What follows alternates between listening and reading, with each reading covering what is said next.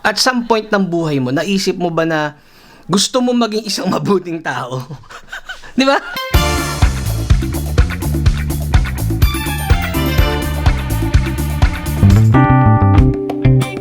At muli na naman ako nagbabalik sa inyong mga talapita. Welcome back to another video. At para dun sa mga nagre-request ng bagong vlog, plano ko maglalabas ako ng bagong vlog 2026 na eh.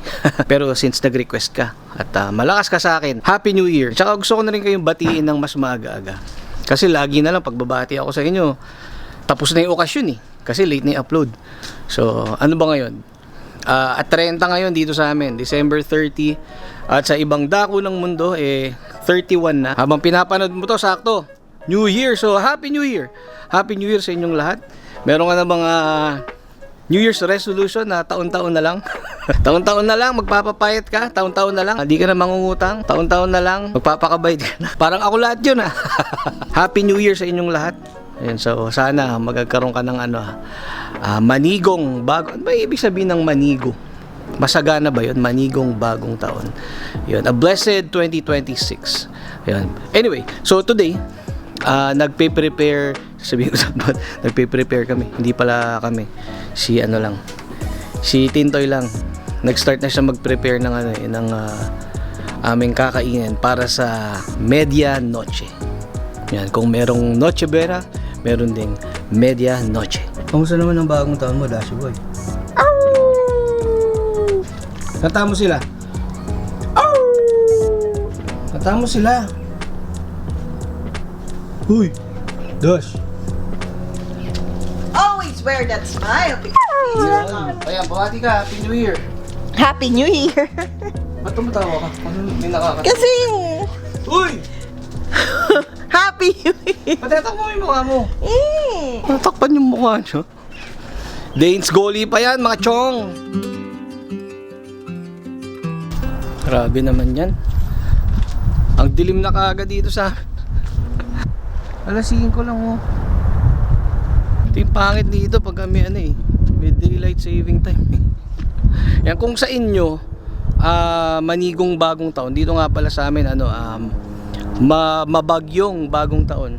Kasi starting tomorrow uulan. So uulan hanggang next week, tuloy-tuloy araw-araw.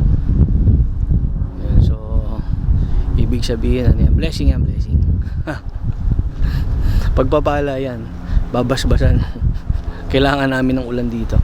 Bira na makasimulan dito sa LA. Ispatan natin yung ginagawa ni Tintoy. Gumagawa siya ng dessert pa lang yung ginagawa niya para bukas. Gumagawa siya ng ube. Nakalak. Wrong door, man. Ayan. So bukas, ang handa namin, corny lang talaga ng dito Kahit gaano karami ihanda mo, hindi kasing saya sa kagaya sa Pilipinas ng bagong taon dito. Unless maghahanap ka ng mga lugar na may mga fireworks ba. Pero dito lalo sa neighborhood namin, bawal ang papatok, man. Ayun, saka nga pala, babala at paalala na rin. Kasi may napanood ako doon lalo na sa mga bata.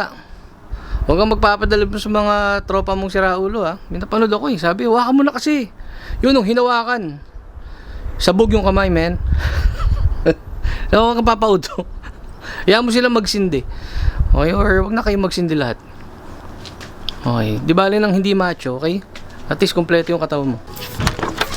Wala ako ginagawa na Gawin ka na.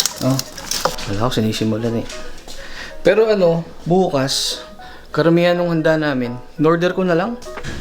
Yung kasing napapagod tong si Tintoy masyado Kasi nangyayari siya lang naman na nagluluto. Tapos magluluto buong araw. Tapos pagdating ng gabi, wala, wasted na. Happy New Year.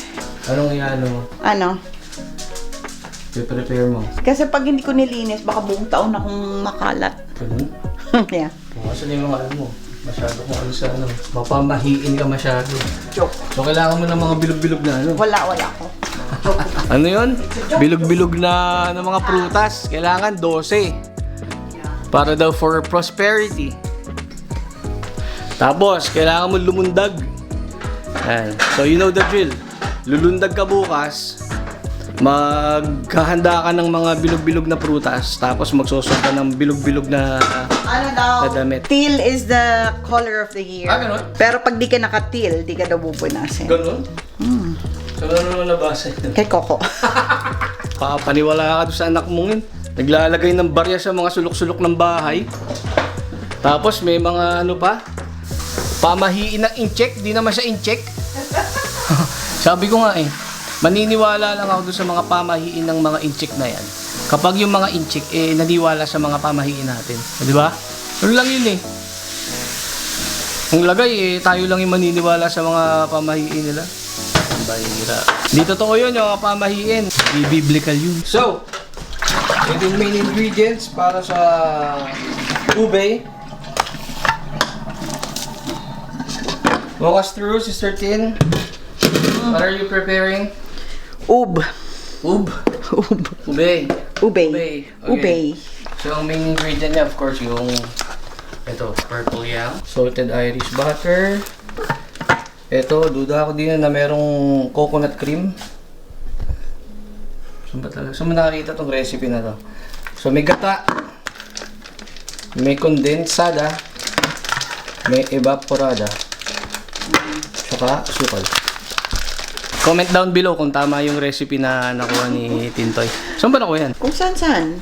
Saan nga? Yung iba, yung may gata kay ChatGPT. Pero last year din, nilagyan ko ng GPT, gata. malay naman ni ChatGPT gumawa ng ube. Kumukuha siya sa ano? Kumukuha siya sa Google din. So, Ube. sama-sama lang. May tropics.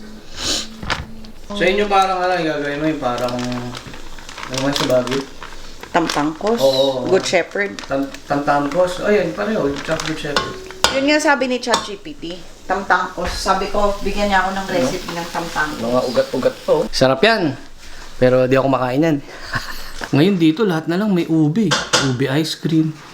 Ube pandesal. Walang makuha Merong ube burger.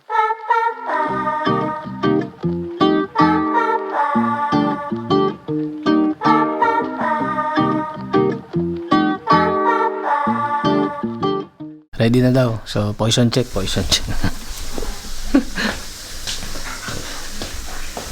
Tignan natin. So, anong kinalabasan? Sana? Ayun o. Kulay ube. So, ito talaga yung texture niyan. Dapat yan. Pero yung isa, Sana na wag tumigas, no? Dapat ganito ka, hindi titigas mo. malapot. Okay. Tumal mo kung anong mas type mo. May gata. Alam ko talaga dapat walang gatayan. Poison check na yan. Tay mo. Oh, mama. Bawal siya yan. Poison check. Ayun o. Ube.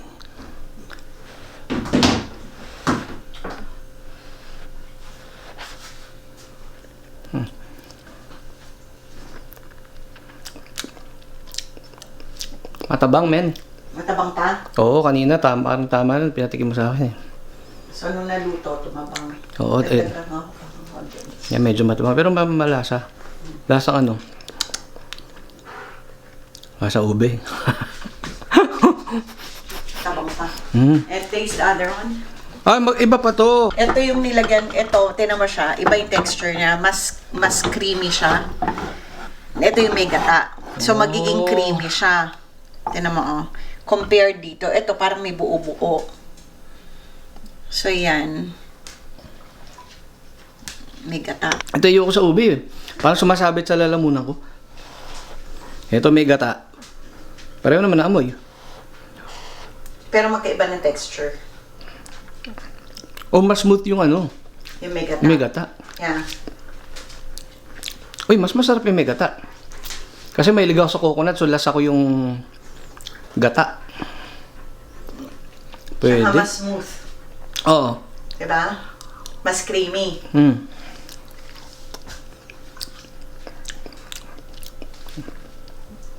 Sarap. Hindi, masarap naman. Hindi lang talaga ako mahilig sa ube. Pero anong mas masarap sa'yo? Yung may gata. Yung may Panalo, men. So, ito yung No, difference gata. niya. So, mas madilim yung itsura nung... At saka hindi, tinan mo to. Yung consistency niya, mas yung malabnaw, ito, no? mas malabnaw. Eh, kasi may liquid eh. Siyempre din, mas malabnaw. Yeah, pero ito, tinan mo, mas... Oh, Ay na nga, kasi nga may liquid nga. Ang gulo mo eh.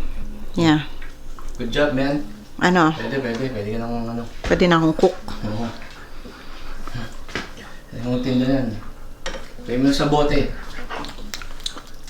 Oo, pwede. Harap. Oh, sarap, masarap. Pwede yan, lagay mo sa bote tapos tawag mo. Tintingkis. Tintingkos. Tintimkos. Yan, tintimkos ube. O, order na.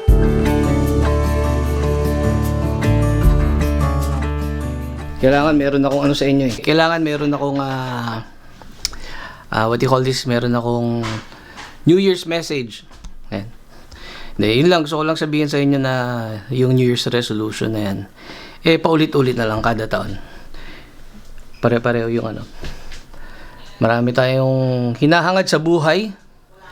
Ang wish ko lang eh, sana matupad lahat ng wini-wish mo ngayong 2026. Pero alam mo, makadalasan, napansin ko lang. Lahat tayo hinahangad natin yumaman, makaahon sa hirap ng buhay, makahanap ng makakasama sa buhay, sumaya, no? Pero naisip mo ba? At some point ng buhay mo, naisip mo ba na gusto mo maging isang mabuting tao? Di ba? Hindi kasi naisip ko lang, yung pinagninilay-nilayan ko itong mga nakarang araw. Sipin mo, ang pagkita ng pera, actually madali lang yan eh. Di ba? Yun nga lang, mahirap pagka masyadong malaki yung kailangan mo. Pero kung gusto mo talagang gumawa ng pera, nagagawa yan eh. Di ba, bumili ka lang ng kahit ano or pumunta ka sa mga gamit mong mga luma, tapos i-post mo kung saan, mabibenta mo yun, magkakaroon ka ng pera, di ba? So, madaling ma-acquire, madaling gawa ng paraan ng pera. Palagay ko kung gugustuhin mong yumaman, pwede rin eh. Pero, yun, nagagawa yun eh. Pero yung pagiging mabuting tao, di ba yung gusto mo sa sarili mo na maging mabuting tao, maging pasensyoso, mapagmahal, mapagbigay, mapagpatawad, di ba? Mahirap yan. Di ba maraming mayayaman na tao? Di ba? Nitong mga nakarang, for the past 10 years, di ba may mga tao na binawi yung sarili nilang buhay dahil because of depression, di ba? Hindi kinaya yung problema. They had everything. Pero at the end of the day ended for them. Di ba? Hindi, pero di ba, real talk lang. Yung pagiging mabuting tao, marami dyan, sobrang yaman, sobrang dami ng pera, pero peace of mind, wala. Magulo ang pamilya, hiwalay. Hindi ko masasabing lahat, di ba? Pero karamihan, pansinin mo, di ba? Lalo na yung mga sikat na tao. Nasa kanila na yung lahat. Pero, it's still not enough. Diba? So, ikaw, anong pipiliin mo? Buong pamilya? Merong peace of mind? Or, doon ka sa marami kang pera na wala naman yung mga mahal mo sa buhay sa tabi mo. Diba? Siguro, I guess that's a good New Year's resolution for this year, maging isang mabuting tao, to have the fruit of the spirit. Fruit of the spirit yun yung being kind, being patient, being loving, di ba? So yun lang yung wish ko for you this coming New Year, na sana gustuhin natin, yun yung i-aspire natin, maging isang mabuting tao for the year 2026. Sabi ko, maikling video lang gagawin ko today. Medyo napahaba na. Daldal ko eh. Then, namiss ko lang kayo. Namiss ko lang to. I'll see you guys on the next one. At lagi mong tatandaan, at the end of the day will end. Happy New Year! And always wear that smile because Jesus loves you. Thank you po!